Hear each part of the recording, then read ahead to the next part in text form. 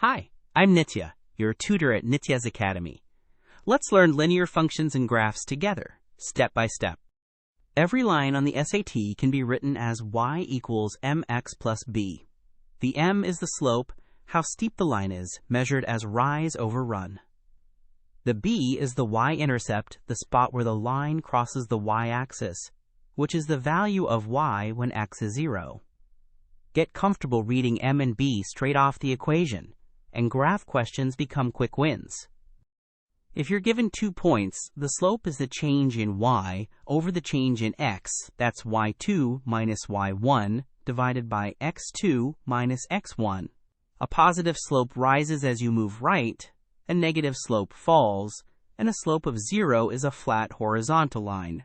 The digital SAT often hides the slope inside a word problem as a rate, so watch for it. Find the line through 1, 4 and 3, 10.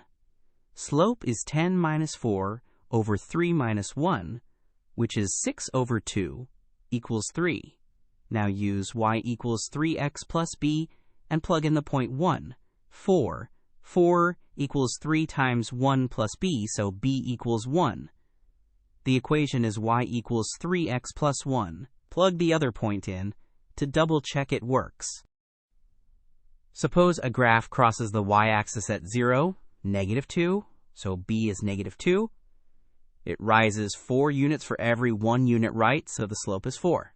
That gives y equals 4x minus 2. Need the value at x equals 2? Plug in 4 times 2 minus 2 is 6. Reading slope and intercept straight from a graph is one of the fastest point grabs on the test. To master linear functions, always come back to y equals mx plus b. Find the slope as rise over run, or from 2 points with the slope formula. Get b by plugging a known point in. Then graph it, or paste the equation into Desmos to confirm the slope and intercept match. Nail these basics, and the SAT's harder graph questions feel simple. Great work! Keep practicing with Nitya at nityazacademy.com for free lessons, worked examples, and practice.